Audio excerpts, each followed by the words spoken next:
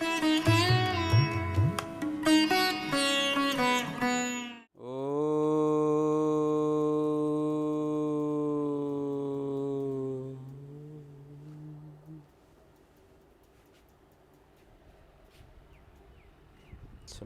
Number सूत्र चल रहा है, 3-1-26। हेतुमति च। हेतु कहते हैं स्वतंत्र कर्ता का जो प्रयोजक है उसको हेतु कहते हैं। तदीय व्यापार, और उस हेतु का जो व्यापार है प्रेषणादि लक्षण वाला उसको हेतुमान कहते हैं, व्यापार को हेतुमान कहते हैं। तस्मिन् अविधेय, उस व्यापार को कहने में धातु श्रेणी च होता है। कटम कारयति ओदनम पाचयति। हेतुमान शब्द यहाँ पर दो के लिए हो सकता था। हेतु अस्यास्ति हेतुमान, हेतु है जिसका, किसका, किसी प्रयोज्य का, जिसको प्रेरणा दे रहा है ना, उस प्रयोज्य का भी हेतु होता है, और जो प्रेरणा रूप है ना उस प्रेरणा का भी हेतु हो सकता है। भाई मतु प्रत्यय किया ना हेतु शब्द से, तो हेतु है जिसका, हेतु किसका है, प्रयोज्य का तथा प्रेरणा का। यहाँ पर प्रयोज्य नहीं लेंगे, यहाँ प्रेरणा ही लेंगे। जैसे मैं आपको पढ़ने की प्रेरणा देता हूँ, तो देवदत्तः गुरु फूलचंद्रम पाठयति, तो यहाँ नीच जो आया है वो प्रयोज्य को कहने के लिए आया या प्रेरणा को कहने के लिए आया? प्रेरणा को कहने के लिए आया। गुरु के अंदर जो प्रेरणा है उसको बताने के लिए नीच आया है, न कि गुरु से संबद्ध प्रयोज्य को बताने के लिए नीच आया है। गुरु तो प्रयोजक है, हेतु है, और प्रयोज्य कौन है? जिसको प्रेरणा दी जा रही है, हैं? शिष्य जो है वो प्रयोज्य है, तो शिष्य को कहने के लिए नीच नहीं आता, प्रेरणा को कहने के लिए नीच आता है। इसलिए लिखा है यहाँ पर कि जो प्रयोजक का व्यापार है प्रेषणादि रूप, प्रेषणादि प्रेरणादि रूप जो व्यापार है उसको यहाँ हेतुमान कहा जा रहा है, और उसको कहने में धातु नीचे आ जाता है कटं कारयति और ओदनम पाचयति। हाँ, हेतु की प्रेरणा को कहने के लिए नीचे आ जाता है। प्रेरणा प्रवर्तना लिखा भी है पद्मंजरी में, व्यापार मानी प्रवर्तना, प्रेरणा।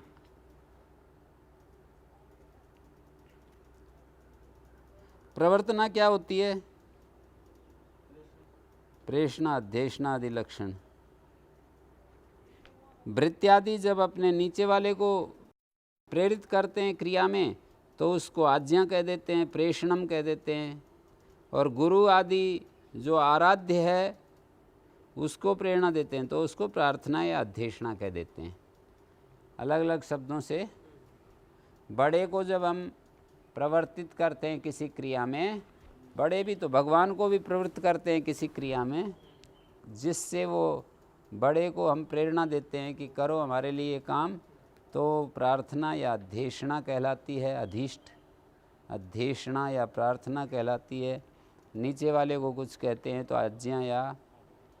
आज्ञा या विधि भी कह सकते हैं, आज्ञा कह सकते हैं, प्रेषणम कह सकते हैं। प्रवर्तना सबके लिए है।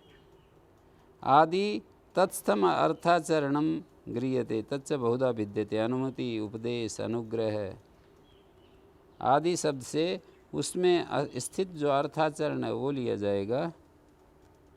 अनेक प्रकार का है, अनुमति भी है, उपदेश भी, अनुग्रह है। तत्र यस्य अनुमतिम अंतरेण अर्थो न निवर्तते तस्य राजादेर अनुमत्या प्रयोजकत्वम वैद्यादेस्तु मुस्तापर्पटकम पिबेत् ज्वरितः इत्यादि उपदेशेन प्रवर्तकत्वम।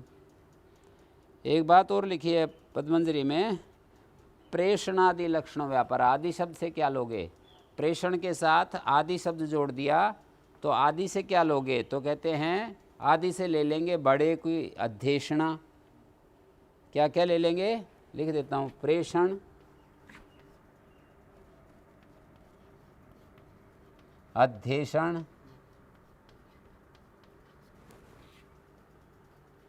प्रेरणा, अध्येषणा, प्रार्थना। अध्येषण तो प्रार्थना है,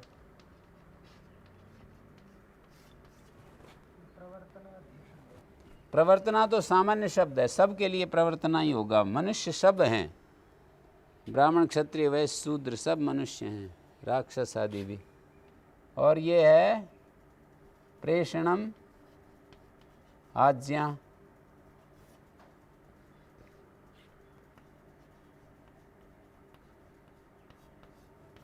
प्रेषणम को आज्ञा, अध्येषणम को प्रार्थना है।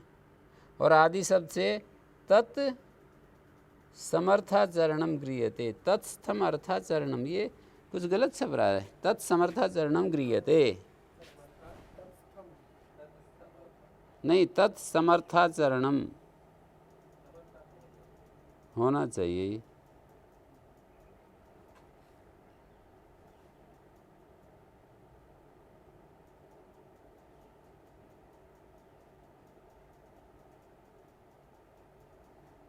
समर्थाचरण उसके अनुकूल।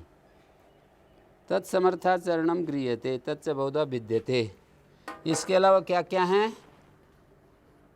तत्समर्थाचरण। तत् माने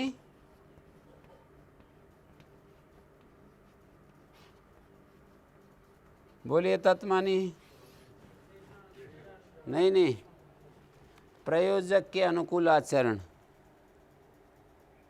जो प्रयोजक होता है ना, उसके अनुकूल आचरण को तत्समर्थाचरण कहेंगे। और वो कई प्रकार का होगा। कहीं तो अनुमति, तत्समर्थाचरणम अनुमति, उपदेश, अनुग्रह,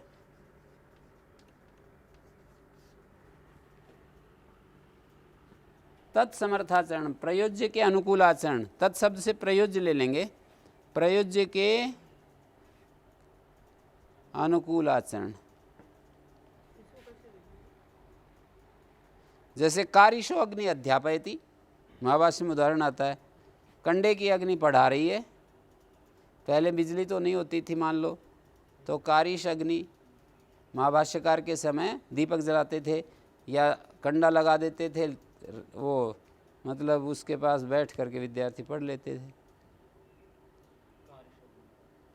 कारिशो अग्निर अध्यापयति हैं। तो कारिशो अग्निर अध्यापयति, इस उदाहरण में प्रयोज्य के अनुकूल आचरण कर रही है कारिश अग्नि। प्रयोज्य के अनुकूल आचरण कर रही है ना, प्रयोज्य का अभिमत सिद्ध हो रहा है कि वो पढ़ रहा है।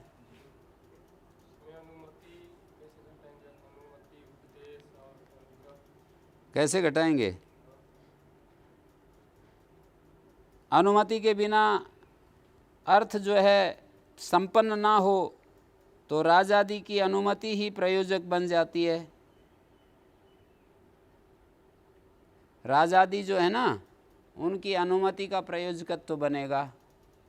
यहाँ पद्मजीकार ने दिया है, तत्रियस्य अनुमति मंत्रेण अर्थो न निर्वर्तते। जिसकी अनुमति के बिना अर्थ पूरा ना होता हो तो राजादि की अनुमति का प्रयोजकत्व है। वैद्यादेस्तु मुस्ता पर पटकम पिबेज ज्वरिता उपदेशेन प्रवर्तकत्वम। वैद्यादि मुस्ता और परपटक कोई पदार्थ का नाम है। ज्वरित व्यक्ति जो है, इनको क्वाथ बना करके इनका रस पिए, ऐसा कुछ कहा गया है। तो उपदेश से प्रवर्तकत्व है। उपदेश, राजादि के उपदेश का प्रवर्तकत्व, उपदेश के द्वारा वो प्रवृत्त कर रहे हैं प्रयोज्य को। या पुनः केनचित जिघांसितम पलायमानम निरुणद्धि निरुद्धश्च हन्यते तत्र निरुद्धा हंतुर अनुग्रहम करोति इति अनुग्रहेण तस्य प्रवर्तकत्वम है। केनचित जिघांसितम, किसी के द्वारा मारने के लिए चाहा गया कि मैं इसको मारूं। पलायमानम निरुणद्धि, और वो भागने लगा तो उसको आगे से रोक लिया हैं।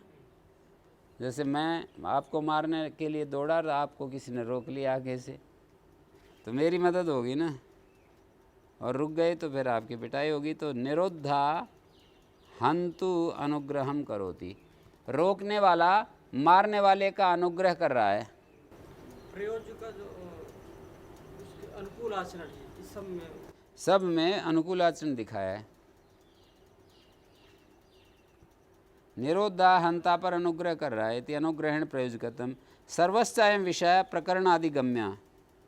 सब जगह ये विषय प्रकरण आदि से जाना जाता है। सर्वत्र अनुगतम प्रवर्तमानम एवं निजर्था। अनुगत जो प्रवर्तमान है, प्रवर्तना है, सब जगह जो छुपी हुई प्रवर्तना है वो निजर्थ है। प्रवर्तना जो है वो निजर्थ है। जैसे देवदत्ता पढ़ती, यज्ञ दत्ता देवदत्तम पाठयति, वही तो देखना है कि जैसे कोई किसी को पीट रहा है और वो भाग रहा है और वो रोक रहा है, तो यूँ कहेंगे देवदत्ता यज्ञ दत्तेन सोमदत्तम घातयति, मरवा रहा है। देवदत्त मारना चाह रहा था यज्ञदत्त को, देवदत्ता यज्ञदत्तेन सोमदत्तम घातयति।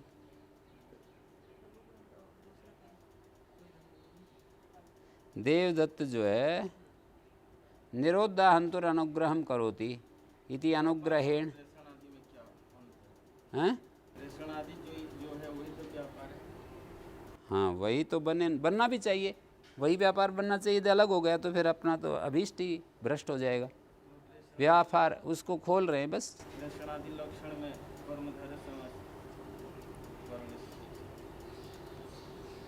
यदि वो हो जाए तो हमारा लक्ष्य ही पूरा नहीं होगा। प्रेषणादि लक्षण वाला व्यापार।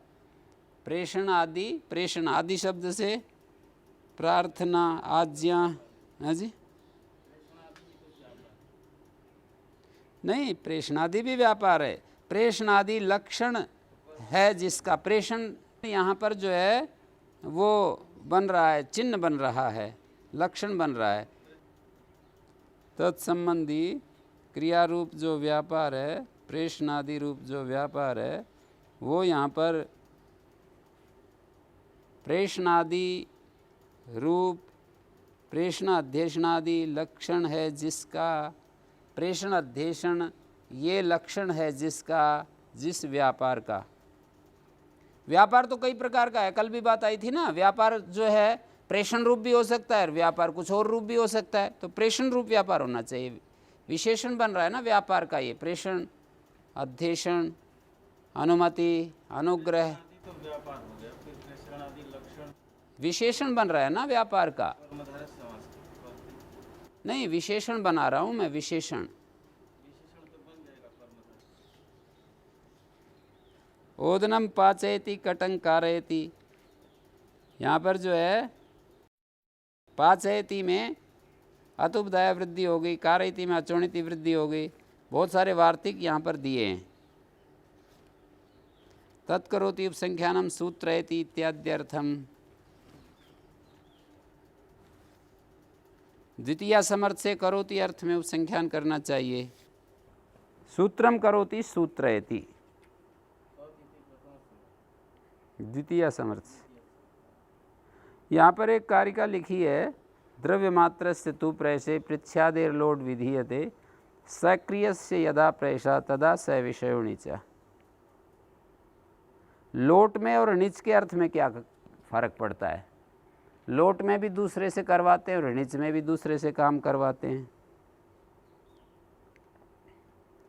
तो कह रहे हैं कि द्रव्य मात्र को जब प्रैस देते हैं ना, प्रेरणा देते हैं, तब तो पृच्छादि धातुओं से लोट कहा जाता है। कि किसी को कहा कि भाई मेरे से कुछ पूछो, पूछना हो तो वो द्रव्य मात्र को प्रैस दे रहे हैं। किसी ने कहा पूछो, तो वो पूछ नहीं रहा था, चुपचाप बैठा था, फिर उसको हिला दिया यूँ कह करके कि पूछो। और जब सक्रिय से यदा प्रेषा, स्वयं ही वो पूछ रहा है और फिर उसको पूछवाता है, तब नीचा देगा। जैसे कोई चुपचाप खड़ा है तो वहाँ जाओ, ऐसा मैंने कहा, तो ऐसा कहते ही वो चल दिया। तो पहले तो स्थिर ऐसा खड़ा था चुपचाप, मन में भी नहीं थी, कोई संकल्प में भी नहीं था, तो उसको कह दिया जाओ, तो वो चल दिया वहाँ से। ये तो गच्छ कहने से उछल दिया, ये तो लोट का विषय है। और अनिच का विषय कहाँ बनेगा? गमयति कहाँ बनेगा? जाने की इच्छा कर रहा है और फिर उसको प्रेरणा दे रहा है। और जाने की इच्छा भी नहीं कर रहा है तो वो मतलब उसको यहाँ पर वो शब्दों में ऐसा देख रहे हैं, नहीं जाना भी नहीं लग रहा है, पर वो जो है उसको ऐसा मानते हैं कि उसकी इच्छा ही है तब ये जा रहा है। यज्जदत्ता गच्छति तम गच्छन्तम प्रेरयति इति देवदत्ता यज्जदत्तम प्रेषयति गमयति।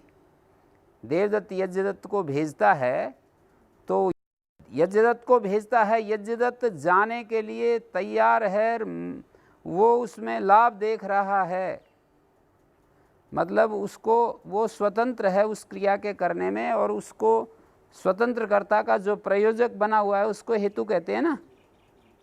तो वो उस कर्ता का प्रयोजक। कोई कहे कि वो यदि मान लीजिए किसी काम को ना करे, उसके कहने के बाद भी कभी कभी वो नहीं करता है उस काम को, तो फिर कैसे नीचा आ जाता है, हैं? तो बोलते हैं कि वो उसका स्वातंत्र है इसमें, तो वो ना भी करे। देवदत्तो यज्जदत्तम पाठयति परम स तु न पठति। जो प्रेरणा देने का काम वो तो कर ही रहे हैं, वो उससे प्रभावित हो रहा, प्रभावित हो कर रहा है कि नहीं कर रहा, इससे मतलब नहीं।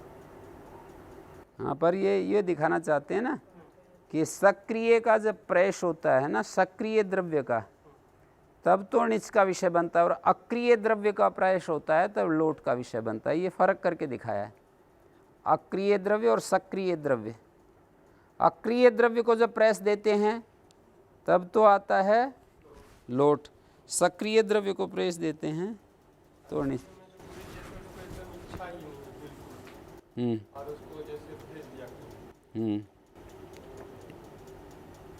और उसने भेजा है तो वो फिर अब जा रहा है। प्रयोक्त्री धर्मा प्रयुक्ति लोडर था, अनियत कर्तिका तो प्रयुक्ति निजर था। ये भी एक बात कही है। प्रयोक्ता का धर्म है प्रयुक्ति, प्रयुक्ति का मतलब प्रेरणा। प्रयोक्ता का धर्म जो प्रयुक्ति है वो लोड अर्थ है। प्रयोक्त्री धर्म का मतलब होता है प्रयोक्ता का धर्म है ये प्रयुक्ति, ये लोड अर्थ है। और अनियत कर्तिका प्रयुक्ति निजर था, अनियत है कर्ता जिसका, ऐसी जो प्रयुक्ति है ये निच का अर्थ है। और एक ये शब्द भी लिखा है पद्मश्री में ही, प्रयोज्य प्रवृत्ति उपहित प्रयुक्ति निजर था केवला तो लोडर था इति विवेका। प्रयोज्य की प्रवृत्ति से उपहित जो प्रयुक्ति है, प्रयोज्य की प्रवृत्ति, प्रयोज्य कौन होता है? प्रेर्य, जो प्रयोजक के द्वारा प्रेरित किया जा रहा है जो व्यक्ति, उसको प्रयोज्य कहते हैं। प्रयोज्य प्रवृत्ति से उपहित जो प्रयुक्ति है वो तो निज अर्थ है, और केवल जो है वो लोड अर्थ है। केवला तो लोड अर्थ इति विवेका। प्रयोज्य प्रवृत्ति से उपहित जो प्रयुक्ति है निज प्रत्येगार्थ, उपहित प्रयोज्य प्रवृत्ति से युक्त जो प्रयुक्ति है वो निजर्थ है, और केवल जो प्रवृत्ति है वो लोड अर्थ। प्रयोज्य प्रवृत्ति के द्वारा उपहित जो प्रयुक्ति, प्रयोज्य से या प्रवृत्ति तया उपहिता या प्रयुक्ति, प्रयोज्य से प्रवृत्त्या उपहिता षष्ठी समास, फिर तया उपहिता या प्रवृत्ति कर्मधारय होगा उपहित और प्रयुक्ति के बीच में। प्रवृत्ति के द्वारा उपहित जो प्रयुक्ति, उससे युक्त उपहित शब्द जो है ना, एक जगह और भी आया है, यहाँ पर आया है इस सूत्र के बिल्कुल अंतिम वाक्य में। हेतुमती से सूत्र का जो अंतिम वाक्य है ना पद्मंजरी का। इस सूत्र का अंतिम निकालो खंडवाद विवेक से पहले। तो एक श्लोक दिया है, शब्दोपहित रूपांश्च बुद्धेर विषयताम गतान प्रत्यक्षमिव कंसादीन साधनत्वेन मन्यते। शब्दोपहित जो रूप हैं, जो कि बुद्धि के विषयता को प्राप्त हो रहे हैं, शब्द से उपहित जो रूप हैं, शब्द से युक्त जो रूप हैं, प्रत्यक्षमिव कंसादीन साधनत्वेन मन्यते।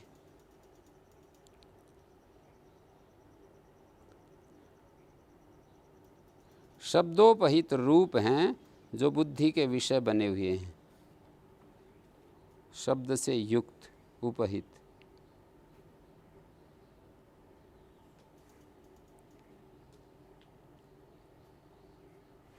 इन्होंने कहा कि यहाँ कैसे नीच हो जाता है,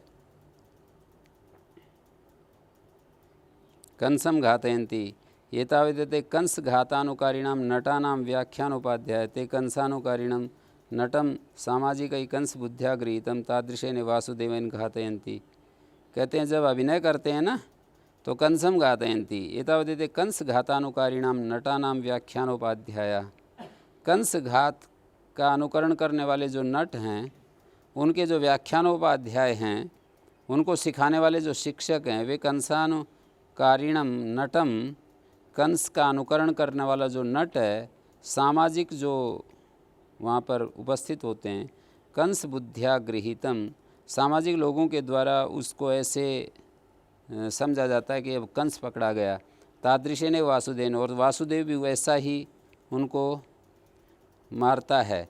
तो व्याख्यान उपाध्याय घातयन्ति। और चित्र बनाने वाले भी अयम मथुरा प्रसाद अयम कंस अयम भगवान वासुदेव प्रविष्ट एता कंस कर्षिण्यो रज्जवा एते उद्गूर्णा निपाताश्च प्रहारायम हता कंसा अयम आकृष्टा कंसा। वो भी चित्रगत जो कंस है उसको वैसे ही वासुदेव से मरवा रहे हैं। चित्रे भी तद बुद्धि रे पश्यताम, चित्र में भी वो ही बुद्धि बनी हुई है। चित्र लेखक भी ऐसे ही करते हैं। और जो ग्रंथ पढ़ते हैं, कंस वधम आचक्षते काथिका, जो ग्रंथ पढ़ने वाले होते हैं ना, कंस वधम आचक्षते काथिका तेपि उत्पत्ति प्रभृत्या विनाशात कंसादीन वर्णयन्ति। जो कथावाचक होते हैं वो भी कंस को मरवाते भी बोलते हैं ना कि आज जो है ना कंस मारा जाएगा, आ जाओ कथा सुनने के लिए चलते हैं। तो हैं क्या होगा? हाँ, आज उनका जन्म होगा। कथावाचक भी उत्पत्ति प्रवृत्तिया विनाशात कंसादीन वर्णयन्ति तेपि वर्णमाना श्रोत्रिणाम बुद्धिस्था प्रत्यक्षवद भवन्ति। वो जो श्रोता हैं उनकी बुद्धियों में चित्तमपि तेषां तदात्मकमेव भवति अतएव व्याश्रिताश्च भवन्ति। व्याश्रिता मानी नाना पक्ष समाश्रय, कुछ बढ़ जाते हैं उनमें भी, कुछ कंस के भक्त बन जाते हैं, कुछ वासुदेव के भक्त बन जाते हैं। वर्णान्यत्वम खल्वपि पुष्यन्ति, और उनमें मुख की आकृति भी बदल जाती है, उनके प्रतिक्रियाएं भी उसी तरह की होती हैं। केचित रक्त मुखा भवन्ति केचित काल मुखा हैं। वो जो रक्त मुखा नाटक करने वाले नहीं, वो जो उनका जो दर्शक है ना, उनके मुखाकृति बदल जाएगी ना। उनका पक्षधर जब वो म्लान होता है तो वो भी म्लान मुख हो जाते हैं। काल मुखा का मतलब उदासी छा जाती है, और रक्त मुखा उत्साह दिखाई देता है उनके मुख पर। त्रैकाल्य में भी लोके लक्ष्यते, तीनों काल जो है, तीनों काल का प्रयोग होता है। कथायाम वाच्यमानायाम वक्तारो भवन्ति, जब कथा चल रही होती है तो वक्ता ऐसे बोलते हैं, गच्छ हन्यते कंसा, जाओ आज कंस मारा जा रहा है। गच्छ घानिष्यते कंसा, जाओ कंस जो है मारा जाएगा। किंग गतेन हत कंसा, अरे क्या करेगा हंस तो बस मारा गया, ऐसे बोलते हैं ना, किंग गतेन हत कंसा। अब क्या करोगे, वो तो काम हो लिया। तदेव काथिको भी बुद्धिस्तेन वासुदेवेन घातयति श्रोता भी। तो जो कथावाचक है वो भी वो बुद्धि में स्थित जो वासुदेव है उसके द्वारा मरवा रहा है, और श्रोता भी उस वासुदेव के द्वारा कंस को मरवा रहा है उनकी बुद्धि में। शब्द उपहित रूप का मतलब है शब्द पर चढ़े हुए जो रूप हैं, शब्द सहचर रूप, शब्द से युक्त रूप, शब्द संबद्ध रूप, शब्द के साथ जुड़ा हुआ रूप, शब्द से युक्त रूप, शब्द पर चढ़ा हुआ रूप, उस रूप को बुद्धिर विषयताम गतान, बुद्धि के विषय बने हुए जो हैं उसको कह रहे हैं ये। ठीक है, तो तत्करोति इति उपसंख्यानम सूत्रयति प्रयोज्य प्रवृत्ति उपहित, प्रयोज्य की प्रवृत्ति से संबद्ध जो प्रयुक्ति है वो निजर्थ है, और केवल जो प्रयुक्ति है वो लोडर्थ। तत्करोति उपसंख्यानम सूत्रयत्याद्यर्थम, सूत्रम करोति, सूत्रम नीचे आ गया और अम का सुपोधातु प्रद्विलुक हो गया, अनावष्ठोत प्रातिपदिका से टे सूत्र से टी का लोप हो गया, सूत्र के आकार का लोप हो गया, सूत्री धातु हो गई, सूत्री से सूत्रे एचो यवा यवा, कर्तरी शप विकर्ण आ गया। आद्यार्थ इत्यादि प्रयोगों की सिद्धि के लिए तत्करोति उपसंख्यान करना चाहिए, सूत्रयति इत्यादि प्रयोगों की सिद्धि के लिए।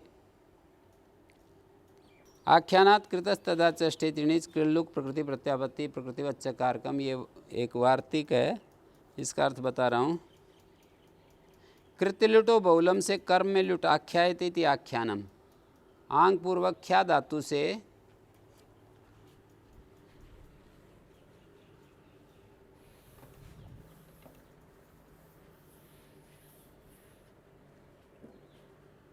आंग पूर्वक ख्या धातु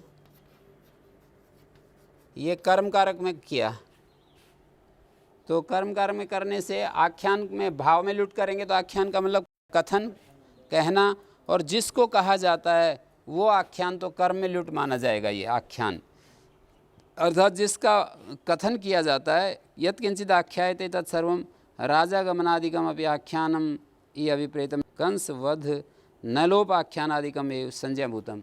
कुछ आख्यान तो ऐसे हैं जो ऐतिहासिक हैं, जैसे नलोपाख्यान है, नल राजा की कथा कही जा रही है, कंसवध आख्यान है, हैं? जो ऐतिहासिक आख्यान है वही आख्यान नहीं है। कोई भी जैसे राजा गमनम आचष्टे, राजा का गमन, गुरु गमनम आचष्टे, गुरून गुरुम गमयति, ये अर्थ हो जाएगा। कोई व्यक्ति गुरु के गमन को बता रहा है कि आज गुरु जी वहाँ जा रहे हैं, तो देवदत्ता गुरुम गमयति, यहाँ गुरु को भेज रहा है, ये अर्थ नहीं है। गुरु गमयति का अर्थ है गुरु का गमन का कथन कर रहा है, गुरु के गमन का कथन कर रहा है। राजा गमनम आचष्टे, राजा के आगमन को कहता है, राजा आगमन, ये राज्य आगमनम, आगमनम राजागमनम, राजन शब्द था, नए लोप हो गया, राजागमनम आचष्टे। द्वितीय समर्थ से आचष्टे अर्थ में प्रत्यय होता है। कृतलुक, अब यहाँ आंग पूर्वक गम धातु से लुट है ना, तो मैं ऐसे करूँगा, ये णिच हो गया यहाँ आचष्टे को कहने के लिए, और लुट प्रत्यय का कृल्लुक और प्रकृति प्रत्यापत्ति यहाँ